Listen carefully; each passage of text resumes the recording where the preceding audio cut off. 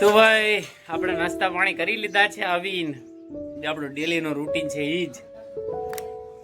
અને ભાઈ આજે છે અંબાણીજી નો બર્થડે, અનંત અંબાણી સાહેબ નો બર્થડે છે. એની મીઠાઈ આવી છે ભાઈ, મીઠાઈ ને 2-3 વસ્તુ આવી છે, પણ આપણે અડી નહીં.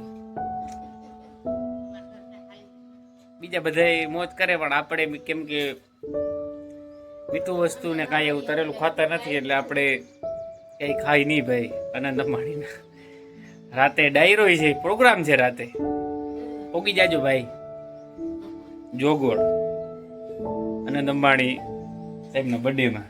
આપણે તો આપણું રોજ રૂટીન ઉપર આવી ગયા. તો ભાઈ આપણે બનાવવાનું છે આપણું બપોરનું. બટેકા તો આપણે બાફી લીધા હતા ભેગા જ, અને અહીંયા બફાઈ છે સોયાબીન, અને આ સુધારી લઈ એવી ડુંગળી નાખવાની જાય, સુધારી લઈ અને પછી બનાવી નાખી શાક. સો લેટ્સ ગો. ત્યારબાદ આપણે જાય થોડીક વાર વોકિંગ માટે. ચાલો તો ભાઈ રેડી છે આપણું બપોરનું ખાવાનું.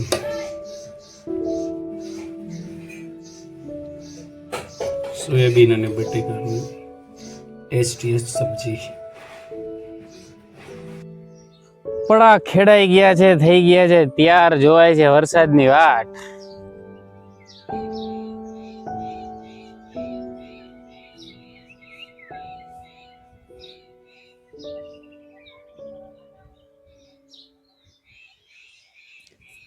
સો વેલકમ બેક ભાઈ.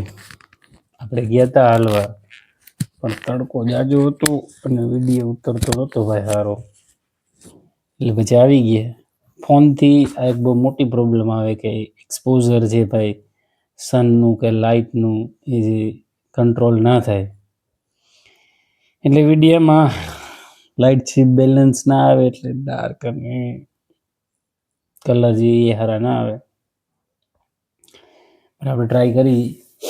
તો હવે આપણે 2 દિવસ પહેલાં એક વાત કરી હતી વર્કઆઉટ સ્પ્લિટ વિશે, એ અડધી રહી ગઈ હતી, કેમ કે તે દિવસે પવન જાજો હતો અને ઘણું ડિસ્ટર્બિંગ આવતું હતું. પવનના હિસાબે પણ આ જે માઇક્રોફોન છે ભાઈ, એ પણ એટલું સક્ષમ નથી કે નોઇઝ કંટ્રોલ છે એટલું બધું કરે, ચાલે. તો વર્કઆઉટ સ્પ્લિટ વિશે આપણે વાત કરતા હતા કે ભાઈ વર્કઆઉટ સ્પ્લિટ જો તમે નવા કસરત કરો છો તો શું મહત્વનું છે, અને વર્કઆઉટ સ્પ્લિટ્સ છે શું. તો પહેલે તો ભાઈ આપણે વર્કઆઉટ સ્પ્લિટને સમજવી જ પડે કે વર્કઆઉટ સ્પ્લિટ હે હું. વર્કઆઉટ સ્પ્લિટને સિમ્પલ ભાષામાં આપણે સમજી તો ટાઈમ ટેબલ કહી શકો તમે કસરતનું, જે આપણે સિમ્પલી જ્યારે સ્કૂલમાં હતા અને શરૂઆતના ટાઈમમાં આપણે ટાઈમ ટેબલ લખાવતા કે આ ટાઈમે આ પેપર છે, આ ટાઈમે આ પેપર છે. એ એક સમય હતો, હવે તો કદાચ હોય કે નહીં ખબર નહીં, પણ એ સમય હતો. તો એવી જ રીતના વર્કઆઉટનું પણ એક ટાઈમ ટેબલ હોય છે કે આ ટાઈમે આ કસરત કરવી, આ ટાઈમે આ કસરત કરવી. ઇઝી અને ફિટનેસના વર્લ્ડમાં એને વર્કઆઉટ સ્પ્લિટ તરીકે બાંટવામાં આવે છે કે વર્કઆઉટ સ્પ્લિટ. હવે ડિફરન્ટ ઓફ વર્કઆઉટ સ્પ્લિટ છે ભાઈ વર્કઆઉટની અંદર. ફિટનેસની દુનિયાની અંદર ઘણી બધી વર્કઆઉટ સ્પ્લિટ છે, અને ઘણા બધા એવા એથ્લીટ છે, એવા બોડી બિલ્ડર્સ છે, એવા માસ્ટર છે, એની ખુદની વર્કઆઉટ સ્પ્લિટ બનાવેલી હોય, એટલી માસ્ટર કરી લીધી હોય એને કે વર્કઆઉટ કરવાની જે ખુદની કેપેબિલિટી છે.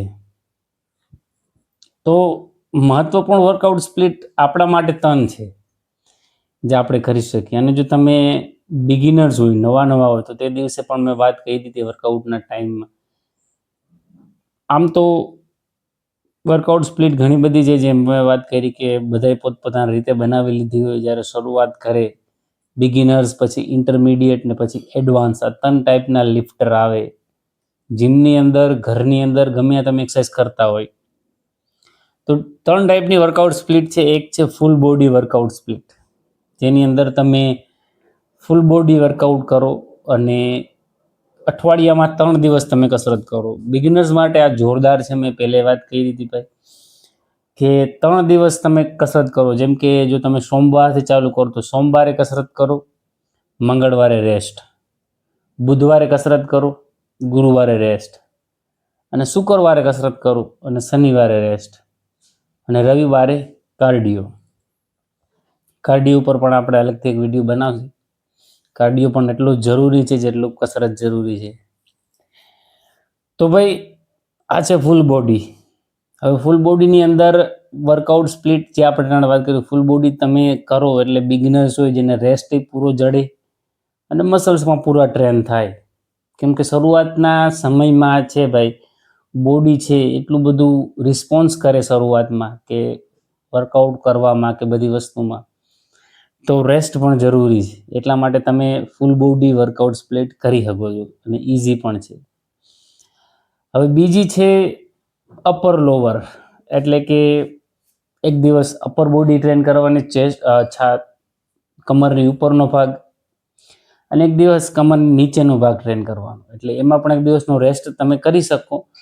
પણ એ સ્પ્લિટમાં હું તમને કહીશ કે તમે ઇન્ટરમીડિયેટ હોય તો તમે ફોલો કરો, કેમ કે એમાં પણ વર્કઆઉટની જે ફ્રીક્વન્સી છે એ વધી જાય. તો એ માટે અપર લોવર તમે ટ્રાય કરી શકો છો. જો તમે ઇન્ટરમીડિયેટ થઈ ગયા હો તો તમે તમારી ખુદની વર્કઆઉટ સ્પ્લિટ પણ બનાવી શકો છો. વર્કઆઉટ સ્પ્લિટ એટલે બેસિકલી આપણે જેમ વાત કરી કે ટાઈમ ટેબલ છે કે તમે એક એક્સરસાઇઝને કઈ અને ક્યારે ટ્રેન કરો છો. અને એક મારી ફેવરેટ છે લાસ્ટ પુશ પુલ લેગ્સ. આને તમે તમારી રીતના ડિઝાઇન કરી શકો છો અને એક બેસ્ટ અને અપ્રોચેબલ વર્કઆઉટ સ્પ્લિટ છે બધાય માટે. નો ડાઉટ આને બિગિનર્સ અને ઇન્ટરમીડિયેટ અને એડવાન્સ પણ ફોલો કરે છે. આમાં ખુદના ચેન્જીસ તમે કરી શકો છો વર્કઆઉટ સ્પ્લિટની અંદર.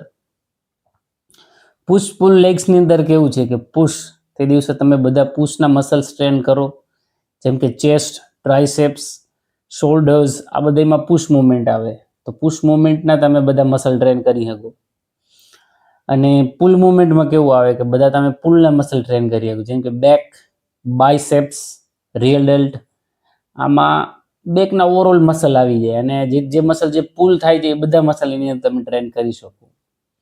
અને લેગ, લાસ્ટ લેગ. તો આ વર્કઆઉટ સ્પ્લિટ જાય ભાગે ભાઈ બિગિનર્સ માટે તો કહું છું કે ઓછા ટ્રાય કરો, કેમ કે આમાં તમે ફ્રીક્વન્સી કંટ્રોલ કરવાની જરૂર હોય. તો જો તમે નવા છો તો તમે કરી શકો છો પુશ પુલ લેગ્સ, પણ કોઈ પણ બે જ એક્સરસાઇઝ રાખો.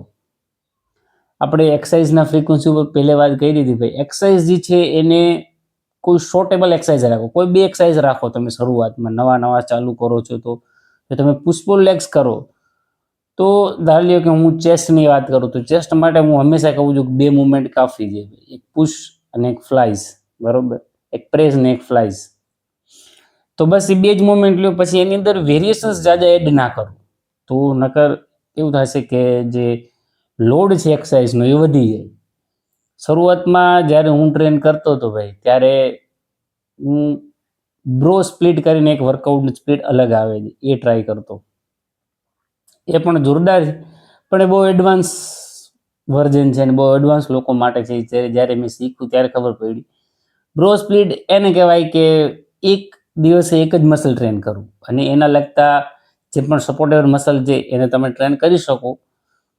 પણ બ્રો સ્પ્લિટ ભાઈ બિગિનર્સ માટે જરાય નથી. એમાં તમને રિઝલ્ટ જરાય નહીં દેખાય અને જોકે તમને મજા આવશે પણ એટલી વિઝિબલ નથી. મતલબ કે એક દિવસે તમે એક મસલ ટ્રેન કરો, જેમ કે સોમવારે તમે ચેસ્ટ કરી, મંગળવારે તમે બેક કરો, ગુરુવારે તમે બુધવારે તમે લેગ કરો.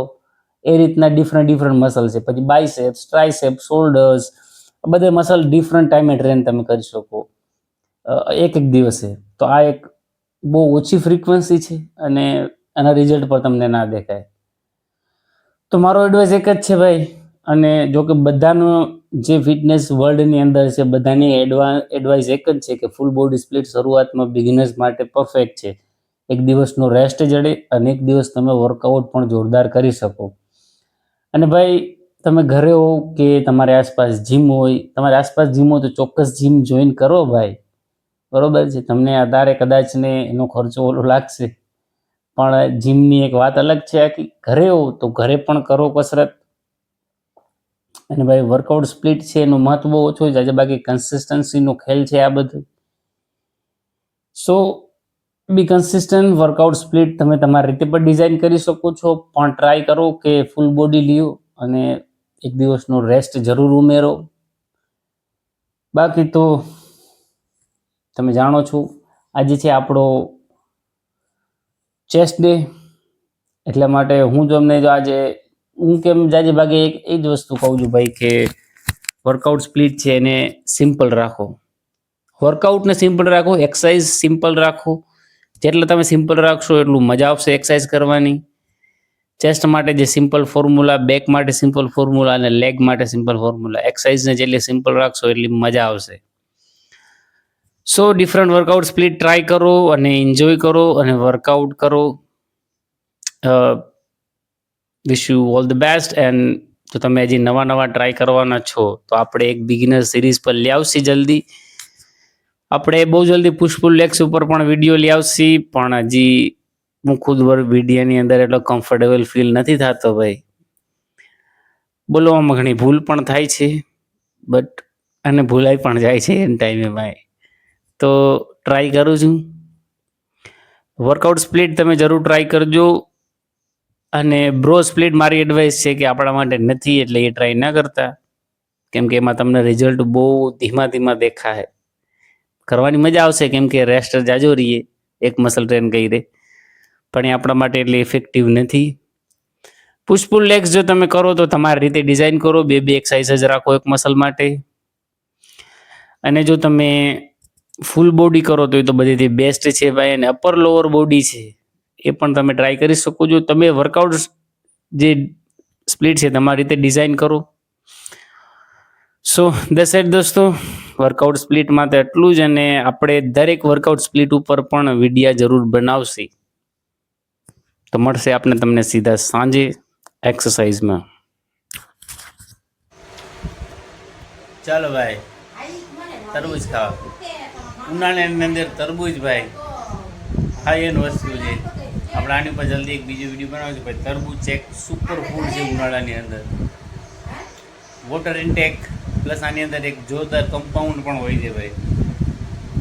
એ તમારી ફેટ લોસમાં પણ મદદ કરી શકે છે. લો એન્ડ કેલરીઝ ભાઈ, લો એન્ડ કેલરીઝમાં નંબર 1 ફૂડ છે. હાલો ખાવા.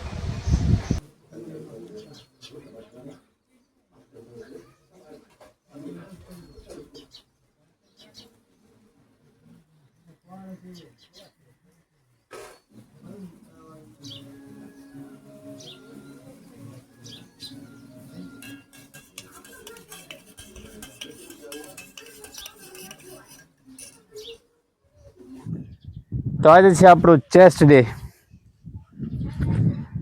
તો ઇઝી છે ભાઈ. ચેસ્ટ માટે આપણે 2 મૂવમેન્ટ કરી છે. આજકાલ આપણે ફ્લેટ ડમ્બલ પ્રેસ અને ફ્લેટ ફ્લાઈસ કરશી. So let's go for chest and tricep.